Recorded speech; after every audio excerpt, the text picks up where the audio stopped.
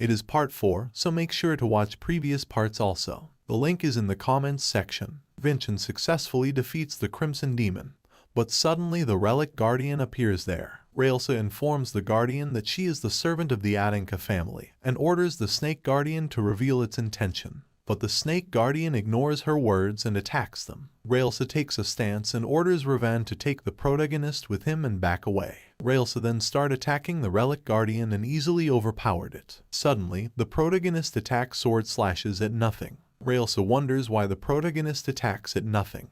But just then a thought clicked in her mind that the Relic Guardian changes his appearance. The Guardian suddenly attacks Vincent, but Reels uses her trait and easily protects both Vincent and Ravan by cutting the Guardian in half. Raelsa is still not sure of how the protagonist senses the presence of a Guardian, as even she was unable to. Vincent spots a treasure and thinks the Guardian was protecting it. Raelsa opens the treasure and finds the dragon's skeleton bone, which was left by the first patriarch Arslan. Raelsa then gives the skeleton bone to the protagonist, as out of all Anankas who passed the trial he is the first to find it. Vincent then tells her that only the church has the right to bestow such items to a person. If someone finds out about it, she will be in trouble. But Raelsa doesn't care about it. Upon hearing this, the protagonist cut the skeleton bone in half and gives it to Raelsa because he will not be able to obtain it without her help. Raelsa thanked him and they together departs. Later, Raelsa visits the Patriarch to report about Vincent's rite of passage. She informs him that the Ravan, who was known for his hostile behavior toward the protagonist, has been influenced by Vincent and even risked his life to withstand the Crimson Demon attack. The Patriarch is not happy upon listening to this because he thinks Vincent was not powerful enough to defeat the Crimson Demon. But he gets astonished when Raelsa reveals that Vincent single-handedly defeats another demon. She then also informs him about the dragon's skeleton bone and also shows him half part of it. The Patriarch ordered her to break the skeleton bone, but despite giving her all, she was unable to break it. The Patriarch then orders her to take care of Vincent, as according to the Patriarch the protagonist has a special power. The next day, Wilson asks the protagonist as he also has to Crimson Fortress. Sari replies that it is obvious because they cannot Vilchin go alone. On the other side, the protagonist asks Julian if he senses the mana flowing in Sari's body, but Julian declines it. Vincent then asks Sari her last name because he saw a similar mana flow 500 years ago in his previous life. Sari replies that her last name is Hisley. Vincent gets surprised upon hearing this because Sari has a magic body. When Julian asks him about the magic body and what is special about the Hisley family, Vincent explains that the Hisley family studied mana and the body, and also they are the ones who found about the heavenly skeleton. On top of that, they have a skill called magic body that also allows a person to infuse mana inside his body. Vincent asks Sari if she knows any elder in the Hisley family, but Sari replies that her grandmother had already died and she is the only Hisley she knew. Julian then asks him why a family that has such a powerful skill gets ruined. Vincent replies that it might be the doing of the Samian family because if they wish to hide the existence of the heavenly exoskeleton, they must shut the mouth of its discoverers. Just then Sari reveals that Vincent's mother was also a Hisley. When the protagonist replies that he doesn't know about this fact, she replies that might be because it is forbidden to mention her name because the Patriarch always becomes sad whenever he hears her name. Raelsa arrives and informs Vincent about the departure of Ravan. Vincent goes to meet him and also requests him to look into the Hisley family's history. At last, they shake hands and Ravan takes his leave. After Ravan leaves, Vincent requests Raelsa to train him until he goes to the Crimson Fortress. Raelsa agrees to train him and also informs Vincent that she is not gonna soft on him. Later, Raelsa tells the protagonist that he has 5 months left and if he wound her once, she will give out the trait. 1 week passed but Vincent was still not able to land a single strike on her. Raelsa notices dents on her sword and decides to visit the blacksmith to complain about it. Later, when Raelsa visits a blacksmith named Hansen, she shows him every blade. Blacksmith asks if she has fought with a monster or a 9-star martial artist. She declined and answered that she clashed against Vincent's Crimson Lotus. The blacksmith gets astonished upon hearing this. Later, Vincent asks Raelsa why she calls him late in the night. Raelsa replies that the blacksmith wants to meet him. Julian informs Vincent that the blacksmith standing in front of him wasn't an ordinary blacksmith, but he is a longtime friend of the Patriarch. But a long time ago he stopped making weaponry and only focuses on new inventions, and because of that he also received criticism. Vincent greets Hansen and tells him that he made the correct decision on the path he took. Hansen recalls the time when the Patriarch also said the same words to him. Hansen looks at the Crimson Lotus and gets surprised because there was not a single damage on the Crimson Lotus, as if the protagonist cuts with his own strength instead of a blade. Hansen then asks him to show his skill to him as he wants to see what kind of swordsmanship Vincent uses. Julian requested Vincent to decline his offer. Just then Sari arrives there and asks him why is he making a ruckus at night. It is also revealed that Hansen frequently donates his money to children living in poverty, and Sari was also one of them. Vincent informed Hansen that he will visit him tomorrow with Sari. Hansen takes his leave upon hearing this. The next morning, Vincent shows his skill to the blacksmith, who gets surprised. Hansen then tells him that Vincent has picked his interest and now Hansen will make a sword for him. He also informs Vincent that there is a problem. For a long time he envisioned a sword, but he needs a rare ingredient to make that sword and it is not available in the market. The ingredient is mastodon horn.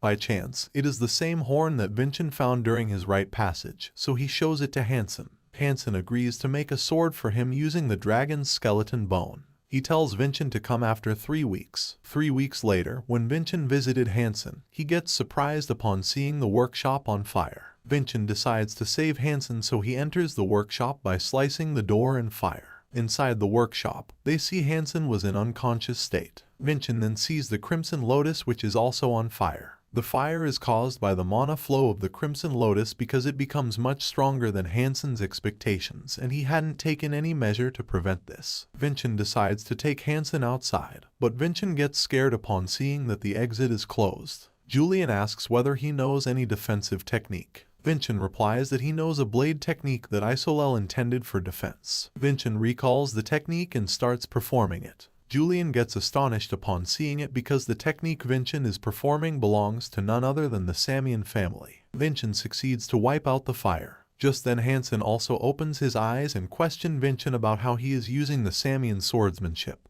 But Vincent replies that he must be uttering gibberish. Hansen drops the thought and informs Vincent that the sword has complete and he can take it. Vincent then requests Hansen to forge a new sword for him. Hansen agrees to his request and also informs him that it will take some time because first, he has to clean up the mess. In addition, Hansen informs Vincent that he is already out of the dragon's skeleton bone. Later, visits Hansen and shows him another skeleton bone.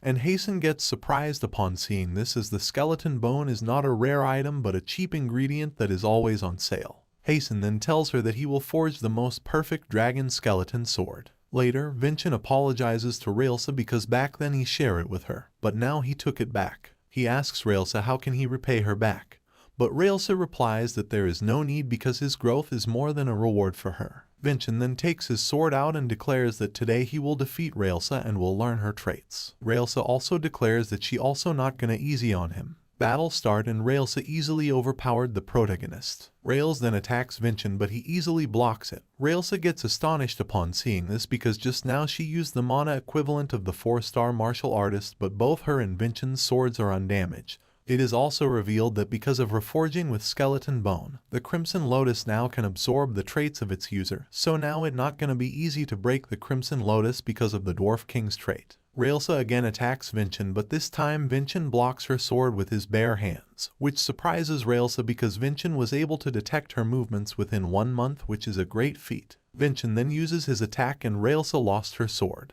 Vincent ordered her to pick up the sword because he doesn't want to win through a cheap victory from someone who has lost their sword. Raelsa picks up her sword and again attacks Vincent, but for some reason she falls. Vincent then wounds her. In addition, he explains to Raelsa that even with his double sword strike it is impossible to strike her, so he slices through the mana around her, and because of this, she was unable to use her trait. Later, as Raelsa promised, she begins to teach Vincent her trait. On the other side of the Crimson Fortress, the Dean of the Crimson Fortress named Vargan asks Herka why she hasn't touched any documents. Herka replies that she is a martial artist and it is a waste of talent for her to hold a pen.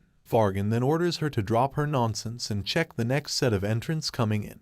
But when they learn that Vincent is also enrolled in the Crimson Fortress, they got surprised and decide to nip the bud before it sprouts. In simple terms, they want to end Vincent's martial artist journey even before it starts. Later, Vincent and Julian discuss about the Crimson Fortress on the map. Then we get to know that in the past, when followers of the Archdemon invaded Samian, Arslan as well as the other heroes fended them off. That's when they took on the role of leading the training academy. Vincent wonders if he will be able to find another skeleton bone there. But Julian then tells him that it's not the dragon skeleton, but there is a legend of another treasure. It is a heavenly fruit, which is more powerful than any medicine in the world, and there is also a rumor that it can revive the dead. Vincent then asks Julian why a person has to fend for himself without the financial support of their family at the Crimson Fortress. Julian replies that it is to prevent any unlawfulness with money so that the student with a more powerful family can't bully someone, because descendants of many powerful families will be gathering as well. Vincent then asks him a very obvious question: where will they get their money to support their life? Julian answers that he doesn't have to worry about it as Julian has invested in the Magic Tower. It is the place where one can sponsor a mage's research and will get his contribution back in money. And the mage Julian has invested in is the co-owner of the tower. Was the co-owner of the Magic Tower, because Julian and Vincent just then read the news that the co-owner of the Magic Tower was assassinated by someone. Feel sad for Julian, like if you also. Julian begins to cry for his money and Vincent tells him to pay some respect for the dead. But Julian is not in a condition to pay his respects. In addition, Vincent also reads that she had left all of her possession and research to her only younger sibling Anime.Ahy, who happened to be the same guy who wants to end Vincent's martial artist journey. Oh man, why our protagonist was not able to find peace. Vincent then revealed his intention to strengthen himself as much as possible in 4 months. 4 months passed and now it is the time for our protagonist to take the next step in his life. Raelsa then shows him the path which leads to the Crimson Fortress. Vincent thanked Raelsa for everything she had done for him and takes his leave. On the other side, Vargan informed Herka that Vincent might be arriving soon, so she must go there to guide him to the fortress. But Haraka wasn't in the mood to do it. Just then a voice came out of a crystal and informed everyone that a monster is invading the surrounding. Herka gets excited upon hearing this and leaves the task to guide Vincent to Vargan. When a person asks whether he will lower the difficulty of the examination, but Vargan has no such intention. Vargan then declares that the subjugation of the illusory monster will now begin. With this, the new journey of our main protagonist will also begin. That is the end of part 4. If you enjoyed the video, please like the video and subscribe to the channel.